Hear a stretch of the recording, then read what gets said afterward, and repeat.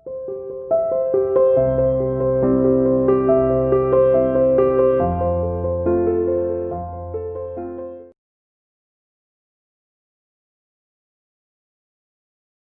students, welcome to CR International Online Classes. Today we will start chapter 5 Algebraic Expressions and their product.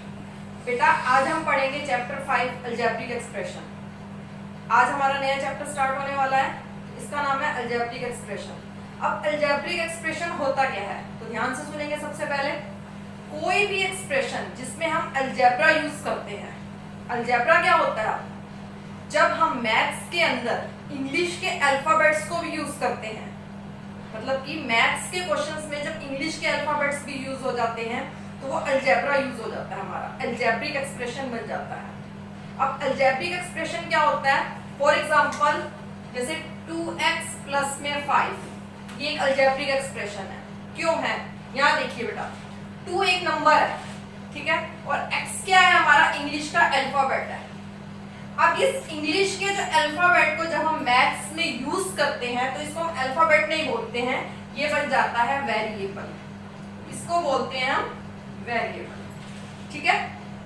ये variable है हमारा, ये हमारा basic operation यानी कि प्लस का साइन है और ये हमारा नंबर है. तो कोई भी एक्सप्रेशन जिसमें नंबर्स के साथ साथ वेरिएबल्स भी यूज हो रहे हैं और वो नंबर और वेरिएबल्स आपस में जो है ये बेसिक ऑपरेशन से कनेक्टेड है, उनको हम बोलते हैं अलजेब्रिक एक्सप्रेशन. अब देखिए बेसिक ऑपरेशन होते हैं, एक होता है प्लस, एक होता है माइनस, एक होता है मल्टीप्लाई और एक होता है डिवाइड. ये जो फोर्स होते हैं ये हमारे बेसिक ऑपरेशंस होते हैं, ठीक है बेटा. इनका काम क्या होता है कि जो नंबर और वेरिएबल्स होते हैं उनको आपस में कनेक्ट करना अलजेब्रिक एक्सप्रेशन में, ठीक है. तो वेरिएबल आपको अच्छे से समझ में आया. वेरिएबल क्या होता है? जो इंग्लिश के अल्फाबेट्स जिनको हम मैथ्स में यूज करते हैं वो वेरिएबल होते हैं.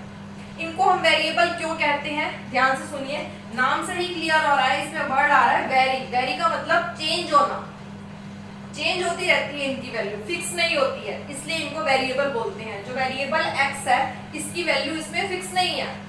x की वैल्यू कुछ भी हो सकती है, चेंज करती रहती है हर क्वेश्चन के हिसाब से, इसलिए हम इसको वेरिएबल्स बोलते हैं. और जो नंबर होते हैं, जो न्यूमेरिकल होते हैं, इनको हम बोलते हैं कांस्टेंट टर्म्स. क्या बोलते हैं? कांस्टेंट टर्म्स, ठीक है. तो अलजेब्रिक एक्सप्रेशन क्या हुआ? एक्सप्रेशन, कोई भी एक ऐसा एक्सप्रेशन जो वेरिएबल और कांस्टेंट में, जिसमें वेरिएबल और कांस्टेंट आपस में जो है बेसिक ऑपरेशन से जुड़े होते हैं, वो हमारा अलजेब्रिक एक्सप्रेशन कहलाता है, ठीक है बेटा. उसके बाद आता है हमारा अलजेब्रिक एक्सप्रेशंस में आती है एक लाइक टर्म्स और एक होती है अनलाइक टर्म्स. अब लाइक टर्म्स क्या होती हैं? लाइक का मतलब होता है एक जैसा, मतलब सेम. लाइक का मतलब होता है सेम. तो सेम टर्म्स कौन सी होती है? फॉर एग्जांपल हमने एक एक्सप्रेशन ले लिया जैसे 3x है और एक अलग से और ले लिया 5x. अब इन दोनों को देखो बेटा, दोनों टर्म्स को देखो, दोनों के अंदर जो वेरिएबल यूज हुआ वो x यूज हुआ, यानी कि इनके वेरिएबल सेम है. इनके नंबर्स को नहीं देखना, आगे जो न्यूमेरिकल कोएफिशिएंट है उसको नहीं देखना, आपने सिर्फ इनके वेरिएबल को देखना है. अगर इनके वेरिएबल वाली टर्म बिल्कुल सेम आ रही है तो ये लाइक टर्म्स है, नहीं तो ये लाइक टर्म्स नहीं है. अब ये दोनों लाइक टर्म्स हैं. अगर इसके प्लेस पर इस टाइप से होता 3x और अगला होता 5x स्क्वायर, ये होता. अब इसमें वेरिएबल है x और इसमें है x स्क्वायर, तो सेम नहीं है, तो ये लाइक टर्म्स नहीं है, ठीक है. तो जो लाइक टर्म्स नहीं होती उनको हम क्या बोलते हैं? उनको हम बोलते हैं अनलाइक टर्म्स. तो ये है अनलाइक टर्म्स, जो सेम नहीं है. तो ये 3x और 5x स्क्वायर है अनलाइक टर्म्स. क्लियर? तो ये तो था लाइक टर्म्स और अनलाइक टर्म्स. इससे पहले हमने पढ़ा वेरिएबल क्या होता है, कांस्टेंट क्या होता है, अलजेब्रिक एक्सप्रेशन क्या होता है. उसके बाद नेक्स्ट टॉपिक है हमारा अलजेब्रिक एक्सप्रेशन के टाइप्स. अलजेब्रिक एक्सप्रेशन कितने टाइप्स का होता है तो वो डिपेंड करता है उसकी नंबर ऑफ टर्म्स के ऊपर. तो देखते हैं बेटा, इसके टाइप्स देखते हैं. यहाँ पर बोर्ड पे देखिए अलजेब्रिक एक्सप्रेशंस के टाइप. तो टाइप्स देखिए अलजेब्रिक एक्सप्रेशंस के. पहला है हमारा मोनोमियल. मोनोमियल का मतलब होता है ऐसा अलजेब्रिक एक्सप्रेशन जिसके अंदर ओनली वन ही टर्म होती है, सिंगल टर्म होती है. सिंगल टर्म वाले एक्सप्रेशन को बोलते हैं मोनोमियल।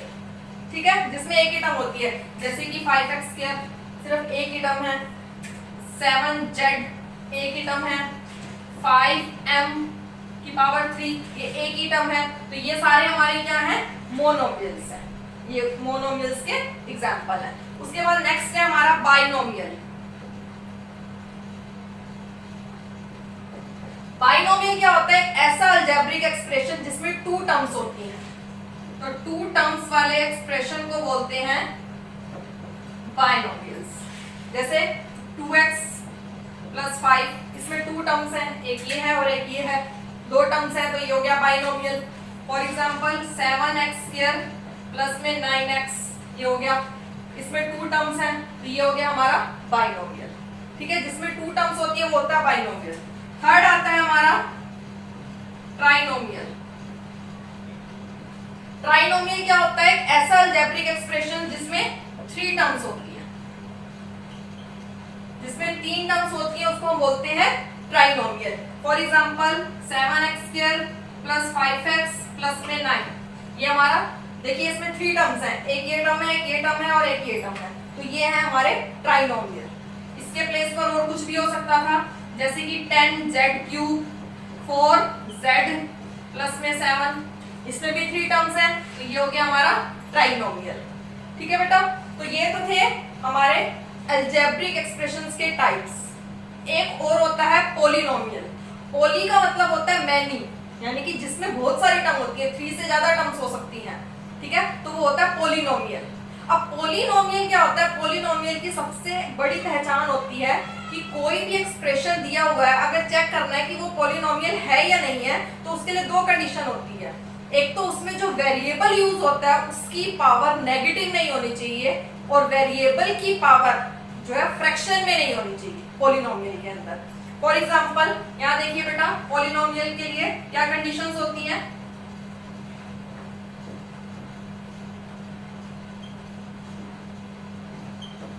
जैसे ये दिया हुआ है, ये भी एक पॉलिनोमियल है, लेकिन ये स्टैंडर्ड फॉर्म में नहीं है। देखिए यहाँ पर ये x² पहले आ रहा है, फिर कांस्टेंट टर्म आ रही है, फिर x आ रहा है, तो डिसेंडिंग ऑर्डर में नहीं है। तो अगर हम इसको स्टैंडर्ड फॉर्म में लिखेंगे तो इस टाइप से होगा। तो ये हमारा जैसे पॉलिनोमियल है, इसके प्लेस पर अगर ये ऐसे होता तो क्या ये पॉलिनोमियल होता? नहीं, ये पॉलिनोमियल नहीं है। क्यों नहीं है? क्योंकि इसमें जो है वेरिएबल की पावर क्या आ रही है, माइनस में आ रही है। तो वेरिएबल की पावर नेगेटिव नहीं होनी चाहिए, सबसे पहली कंडीशन तो ये है। सेकेंड कंडीशन ये है कि वेरिएबल की पावर अपॉन में नहीं होनी चाहिए, अपॉन मतलब फ्रैक्शन की फॉर्म में नहीं होनी चाहिए, इस टाइप से नहीं होनी चाहिए, जैसे कि 1/2 है, या फिर 7x⁵ है। ठीक है, अब जैसे ये एक पॉलिनोमियल नहीं है। ठीक है, तो पॉलिनोमियल के लिए आपने सिर्फ दो चीजों पर ध्यान देना है, एक तो वेरिएबल की पावर नेगेटिव नहीं होनी चाहिए और वेरिएबल की पावर फ्रैक्शन में नहीं होनी चाहिए। क्लियर? तो पॉलिनोमियल जो है आपका 9th और 10th क्लास में भी बहुत ज्यादा यूज होएगा, उसका एक अलग से चैप्टर है पॉलिनोमियल का। तो आपने इस टॉपिक को अच्छे से देखना है, पॉलिनोमियल की पहचान करनी है कि ये पॉलिनोमियल है या नहीं है। तो आपने सिर्फ दो कंडीशन याद रखनी है, तो वेरिएबल की पावर नेगेटिव नहीं होनी चाहिए और वेरिएबल की पावर फ्रैक्शन में नहीं होनी चाहिए। तो ये तो था अलजेब्रिक एक्सप्रेशन, जो हमारा चैप्टर है उससे रिलेटेड कुछ इंपॉर्टेंट पॉइंट्स। अब हम उसके आगे की एक्सरसाइज करते हैं। Now open your maths book. अब देखिए बेटा एक्सरसाइज 5A हम स्टार्ट कर रहे हैं। क्वेश्चन नंबर फर्स्ट है हमारा ऐड। अलजेब्रिक एक्सप्रेशंस दिए हैं, उनको ऐड करना है। फर्स्ट पार्ट देखेंगे, ध्यान से देखेंगे, 5xy minus 2xy minus 11xy और 8xy। जब भी हम अलजेब्रिक एक्सप्रेशंस को ऐड करते हैं तो सबसे पहले हम इस चीज पर ध्यान देते हैं कि जो अलजेब्रिक एक्सप्रेशन दिया हुआ है उसमें जो टर्म्स है वो लाइक टर्म्स हैं या अनलाइक टर्म्स हैं। तो देखिए बेटा, इन सबके जो है वेरिएबल जो है बिल्कुल सेम है, इसमें भी xy यूज हो रहा है, इसमें भी xy, इसमें भी xy और इसमें भी xy, यानी कि चारों टर्म्स जो दी हुई है हमारी लाइक टर्म्स हैं, यानी कि हम इनको इजीली ऐड कर सकते हैं। अब ऐड करने के दो मेथड होते हैं, एक होता है हॉरिजॉन्टल मेथड और एक होता है कॉलम मेथड, जो आपने 7th क्लास में पढ़ा होगा। लेकिन आपने जो यूज करना है, हायर क्लासेस में आपने जो यूज करना है वो यूज करना है हॉरिजॉन्टल मेथड। तो हॉरिजॉन्टल मेथड का यूज करके मैं आपको बताऊंगी इनको ऐड करना। 5xy एज इट इज, चाहो तो इसको ब्रैकेट में लिख दो, ठीक है, -2xy इसको भी ब्रैकेट में लिख दो, -11xy और 8xy, ये 4 की 4 टर्म सभी को ब्रैकेट में लिख दिया। इन सबको ऐड करना है, इनके बीच में प्लस का साइन लगा दिया, ठीक है बेटा। ऐड कर रहे हैं इसको हॉरिजॉन्टल मेथड से। अब 5xy तो एज इट इज रहेगा। अब यहाँ देखिए ब्रैकेट के बाहर प्लस का साइन है और अंदर है माइनस का साइन, दो साइन है, तो प्लस माइनस क्या हो जाएगा, माइनस, ठीक है। उसके बाद यहाँ पर भी 2 साइन है, ये मल्टीप्लाई हो जाएंगे, प्लस माइनस माइनस, और यहाँ पर प्लस 8xy, ठीक है। हमने ब्रैकेट को सॉल्व कर दिया। उसके बाद हम चाहो तो इसको एक साथ भी कर सकते हैं या दो दो करके भी सॉल्व कर सकते हैं। तो देखिए बेटा, अगर हम इन दोनों को करते हैं 5 - 2 कितना आ जाएगा, 3, और जो हमारी ये वेरिएबल्स हैं ये बिल्कुल सेम रहेंगे, इसमें कोई चेंज नहीं आएगा। तो 5 - 2 आ जाएगा 3xy। अब इन दोनों को कर लो चाहो तो सोल्व। -11 + 8 तो कितना होता है, माइनस प्लस माइनस, 11 में से 8 गए 3, तो 3 लिख देंगे, और साइन कौन सा लगेगा, ग्रेटर नंबर का, जो इंटीजर्स का रूल है, -3xy। अब इन दोनों को कर लेते हैं आपस में सोल्व। 3xy - 3xy दोनों कैंसिल हो जाएंगे, यानी कि क्या आ जाएगा आंसर, 0। तो ये तो था हॉरिजॉन्टल मेथड जो आपने फर्स्ट क्वेश्चन में यूज करना है। तो आपने ऐड करने से पहले ये देखना है कि वो लाइक टर्म्स हैं या नहीं है। अगर वो लाइक है तो ही वो आपस में ऐड होंगी या सब्ट्रैक्ट होंगी, अगर वो अनलाइक टर्म्स हैं तो वो ऐड या सब्ट्रैक्ट नहीं होंगी, ठीक है बेटा। और पार्ट देखिए इसका, फर्स्ट क्वेश्चन का, यहाँ देखिए फिफ्थ पार्ट बता रही हूँ मैं आपको। फिफ्थ पार्ट में है 4x² - 5xy + 3y², coma 8x² plus में 7xy - 6y², coma -2x² - 9xy plus में 13y², ठीक है बेटा।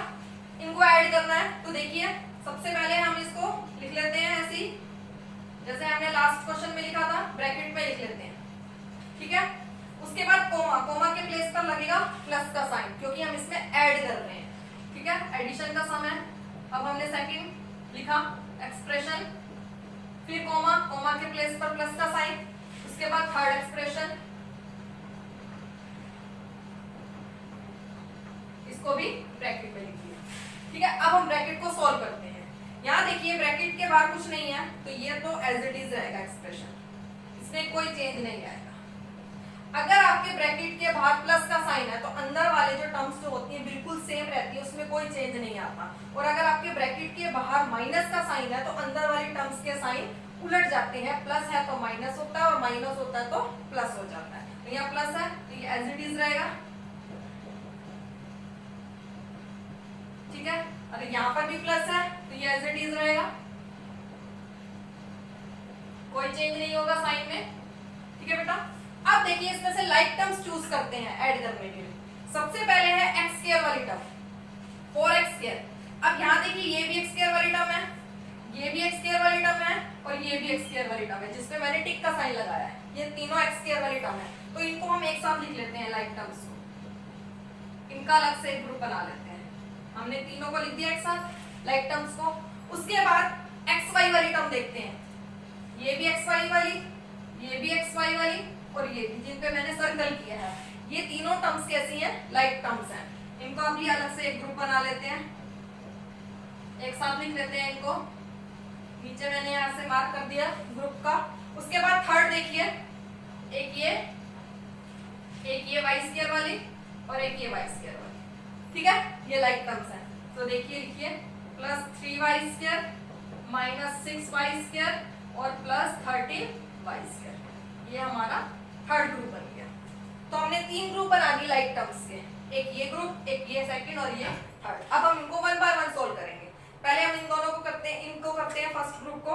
4x² + 8x², 4 + 8 12, 12 - 2 कितना आ जाएगा, 10, और x² एज इट इज।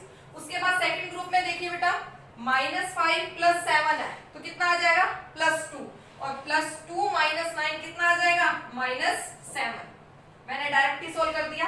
उसके बाद थर्ड देखिए, +3 - 6 -3 -3 + 13 कितना आ जाएगा +10। जो इंटीजर्स का रूल होता है वो हमने कर दिया। अब मैंने सभी ग्रुप को 1 बाय 1 सोल्व कर दिया।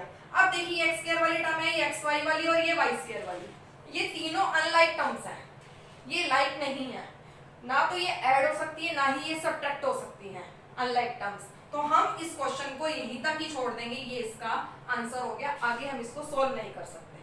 तो आपने ध्यान रखना है कि लाइक टर्म्स ही ऐड होंगी और माइनस होंगी, और लाइक टर्म्स जो है हम ऐड कर सकते हैं, लेकिन अनलाइक टर्म्स हम ऐड नहीं कर सकते। अनलाइक टर्म्स आ जाए तो उसको हम वहीं छोड़ देंगे और वही हमारा आंसर हो जाएगा। ठीक है बेटा, तो ये तो था क्वेश्चन नंबर फर्स्ट का 5th पार्ट। तो फर्स्ट क्वेश्चन के 5 पार्ट्स हैं, 2 पार्ट्स मैंने आपको बोर्ड पे करा दी है, रिमेनिंग पार्ट्स बेटा आपको खुद करने हैं। तो फर्स्ट क्वेश्चन आज आपको अपनी फेयर नोटबुक पे नीट एंड क्लीन करना है। तो आज तक के लिए इतना ही काफी, बाकी सेकंड क्वेश्चन हम नेक्स्ट वीडियो में